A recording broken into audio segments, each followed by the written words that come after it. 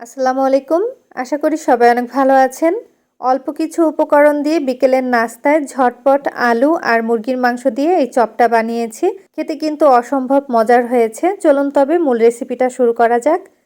5টা আলু নিয়েছি আর আলুর খোসাটা ছাড়িয়ে পানির মধ্যে ভিজিয়ে রেখেছি, এতে করে কিন্তু আলুটা কালো হয়ে যাবে না। এবার গ্রেটারের ছোট সাইড দিয়ে গ্রেট করে নিচ্ছি। আমি 5টা আলু দিয়ে বানাবো, তবে আপনারা চাইলে আলুর পরিমাণটা আর একটু বাড়িয়ে নিতে পারেন।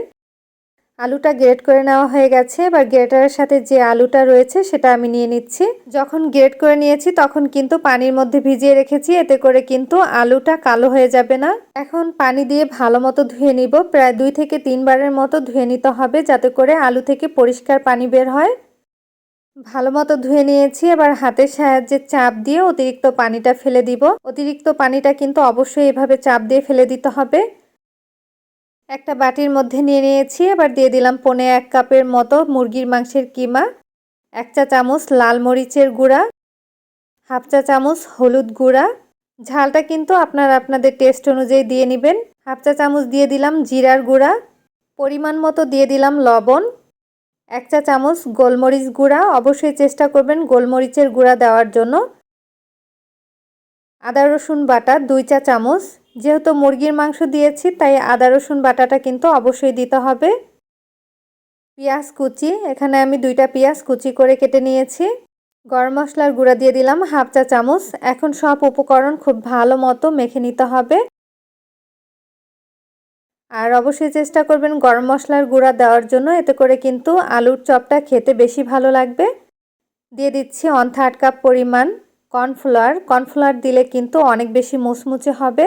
কর্নফ্লাওয়ারটা খুব ভালো মতো মিশিয়ে নিচ্ছি। আপনাদের কাছে কর্নফ্লাওয়ার না থাকলে সেক্ষেত্রে আপনারা চাইলে কিন্তু ময়দাও দিয়ে দিতে পারবেন, তবে কর্নফ্লাওয়ার দিলে কিন্তু একটু বেশি মুচমুচে হয়। শেষে দিয়ে দিলাম ধনিয়া পাতা কুচি 1 টেবিল চামচ।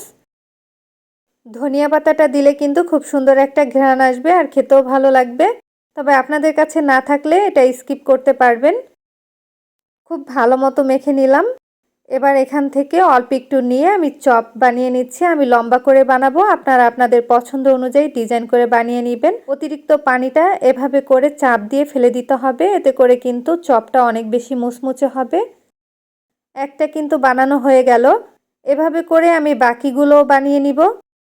সবগুলো যখন বানানো হয়ে গেছে তখন একটা প্যানের মধ্যে পরিমাণ মতো তেল দিয়ে দিলাম। তেল যখন হালকা গরম হয়ে গেছে তখন একটা একটা করে দিয়ে দিচ্ছি। মিডিয়াম আঁচে ভেজে নিতে হবে। হাই আঁচে ভাজলে কিন্তু ভিতরে কাঁচা থেকে যাবে, তাই অবশ্যই মিডিয়াম আঁচে উল্টে পাল্টে ভেজে নেবেন। একটু সময় নিয়ে ভেজে নিচ্ছি যাতে করে ভিতরটা খুব ভালো মতো সিদ্ধ হয়ে যায়। আর সঙ্গে সঙ্গে কিন্তু উল্টাতে যাবেন না, কিছুক্ষণ পরে উল্টে দিতে হবে। যখন দেখবেন এক পাশ একটু শক্ত হয়ে গেছে ঠিক তখন উল্টে দিতে হবে। সঙ্গে সঙ্গে উল্টাতে গেলে কিন্তু ভেঙে যেতে পারে। এখন কিন্তু ভাজা হয়ে গেছে, কালারটাও কিন্তু চেঞ্জ হয়ে গেছে। এইরকম কালার করেই কিন্তু ভেজে নিতে হবে। এর থেকে বেশি ভাজবো না। এবার আমি সবগুলো তেল ঝরিয়ে তুলে নিচ্ছি। আলু আর মুরগির মাংসের তৈরি এই চপগুলো কিন্তু খেতে অনেক বেশি মজার হয়। বাসায় আলু আর মুরগির মাংস থাকলে এই চপটা কিন্তু চটজলদি বানিয়ে খেতে পারেন। কোনো রকমের ঝামেলা ছাড়াই কিন্তু খুব সহজে বানিয়ে নেওয়া যায়। চিলি সস দিয়ে খাচ্ছি, আপনারা চাইলে টমেটো সস দিয়েও খেতে পারেন।